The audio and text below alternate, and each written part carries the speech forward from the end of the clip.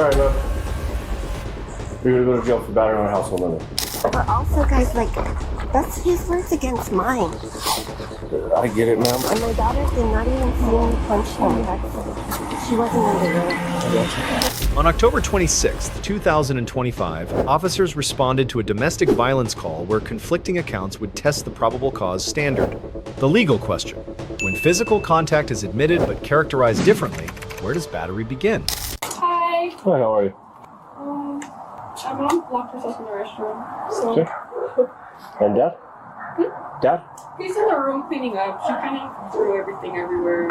So I don't know. They've been fighting for like 2 days now. It's just getting like she's throwing stuff, and he's like trying to get her to stop throwing stuff.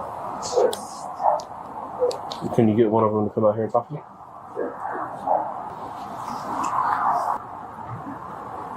Hey, how's it going? Good, how are you? I'm doing alright. What's going on? My wife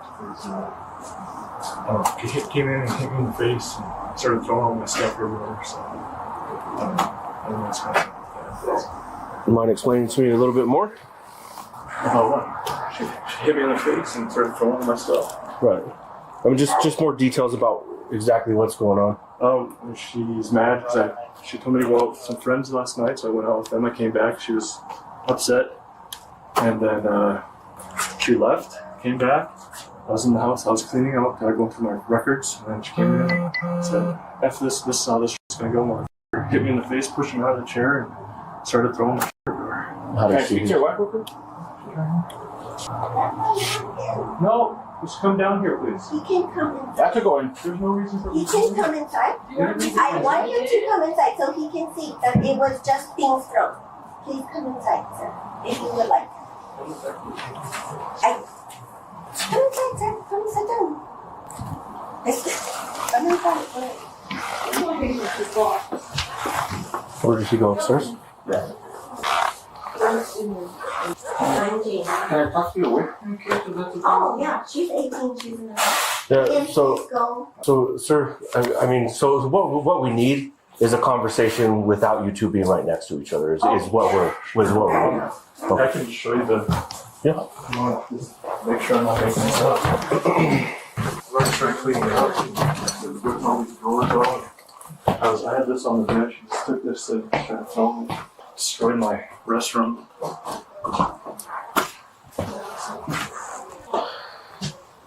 Breaking everything or just making a mess? Ripping it out of the cabinets for some reason. So just making a mess, just not breaking anything? Are you guys separating? Or? It out. I don't think we were, but apparently... Maybe no. Because, yeah, I went out, she went out, they went to that zombie walk thing, and I went out with my friends, and they're side by side.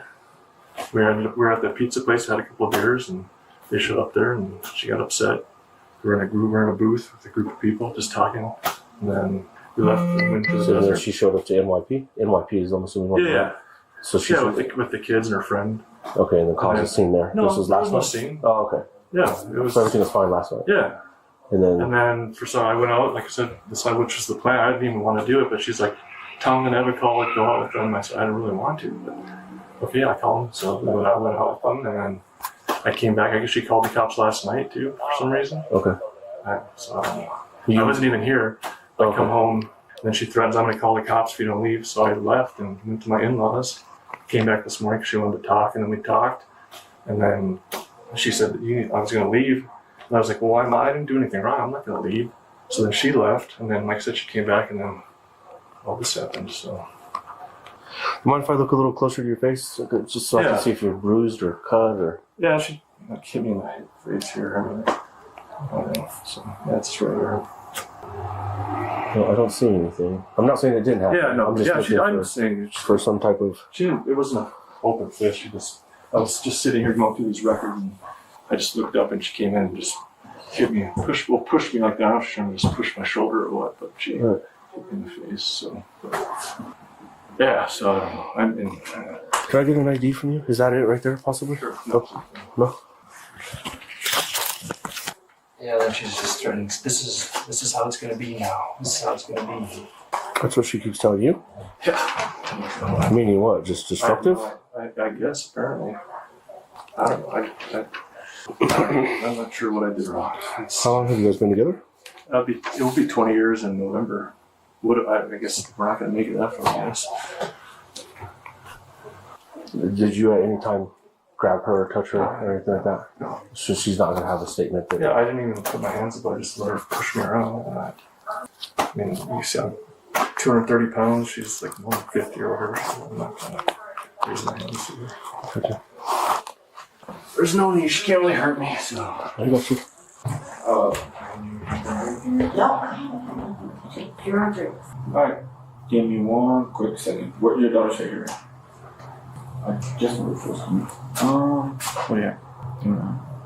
Well, maybe PC. Or, you know, tell her. Yeah. Downstairs.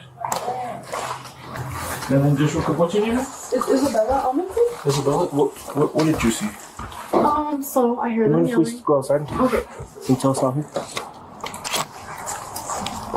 Hello. Hi, how are you? Find yourself? Good, good. How can I help you?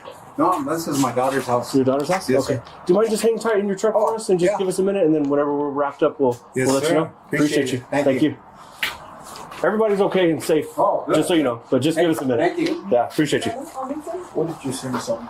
So, my mom comes home, she's always with that. We had a whole family conversation about who was going to leave, so it wasn't an agreed statement that my father was going to leave the house. We were having a conversation as a family. She decides that she's going to leave.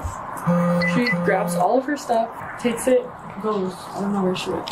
So I'm sitting on the couch. We're talking. It's my little brother's birthday, so we're talking about what we're gonna do for his birthday.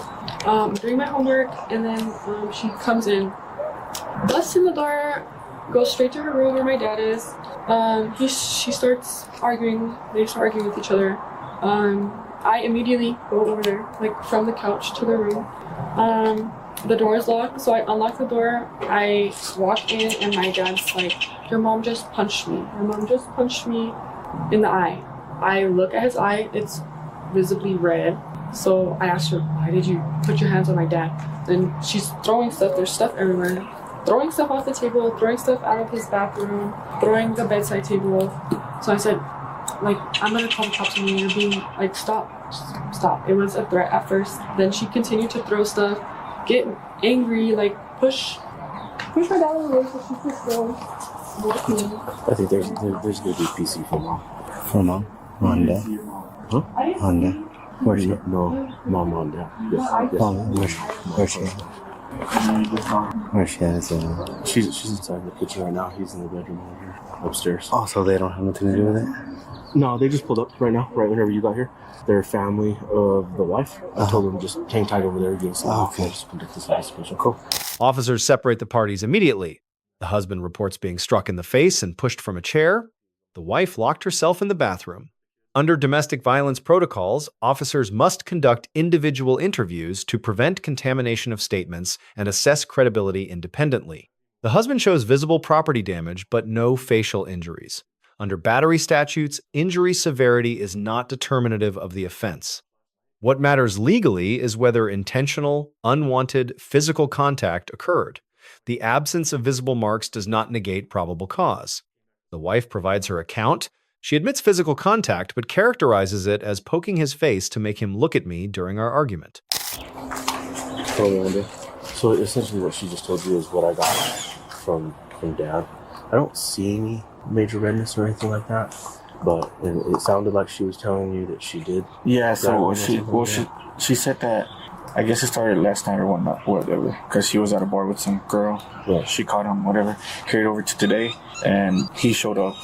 They started arguing, and then she was like, "You need to leave." He was like, "Okay, I'll leave." And then he changed his mind. So she ended up leaving. 30 minutes, came back. When she came back, he was in the room, sitting on a chair. And then she came in, and then started arguing again. "You need to leave." He wouldn't look at her, and she said that she was like, look at me. She wouldn't look at her, so she like went with her. She did the gesture. She went like that, and then she looked at me, and then like I guess poked him or like moved his face, and he was like, "Look at me." And then he finally looked at her, and then they started arguing again. She started throwing stuff from the bed, and then she went to the restroom. all his toiletries, threw them on the floor, and then she went back, stood between the door frame of their bedroom, and that's when he was like, "You just punched me. I'm gonna call the cops." And then that's when the daughter came in and called the He's cops. trying to say that the punch was with the finger. Yeah. No, he's telling me that she did like an open hand, like hit him, and then like he like didn't fall off the chair. So then she like continued the motion to where he fell off of the chair. Oh, okay. Everything is lining up the exact same, except for the amount of force used. Because she's saying, she showed me, she's saying she like with her finger, like she moved his face so he would look at her. But do you have to touch me? Do I have the what? Nothing. So what do you want to do? You think? I think we're there. Cause yeah. I think PC's met to Yeah. fix it. So I mean, whatever you guys. Shit. I mean, if you think, let's do it then. You want her? You can. Whatever, let's get it done. Watch them, they're gonna be pissed.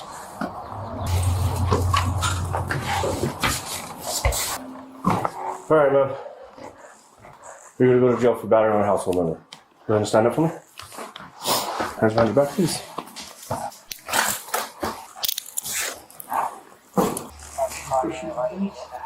You told me I punched you. Do you have any jewelry or anything on you, man? No, I don't. You want to take your phone? Please.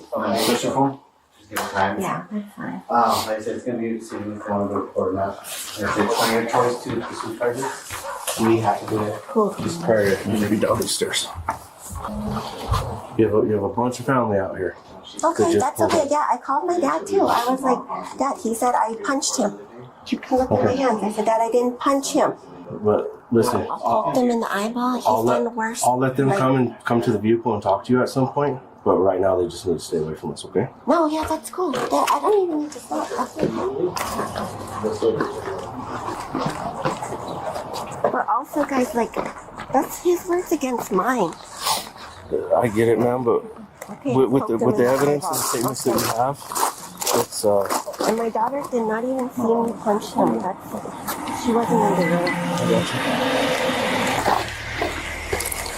Want to sip this out there?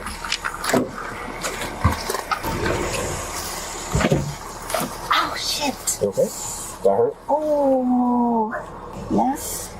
I gotta see that in the ass.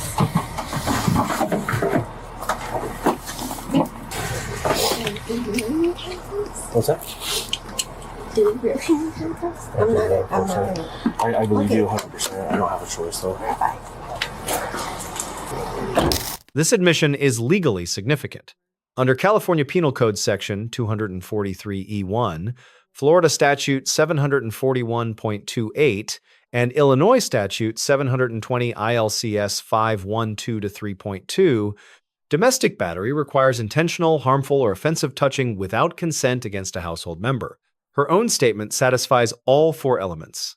Even minimal force, if intentional and unwanted during confrontation, constitutes battery under these statutes.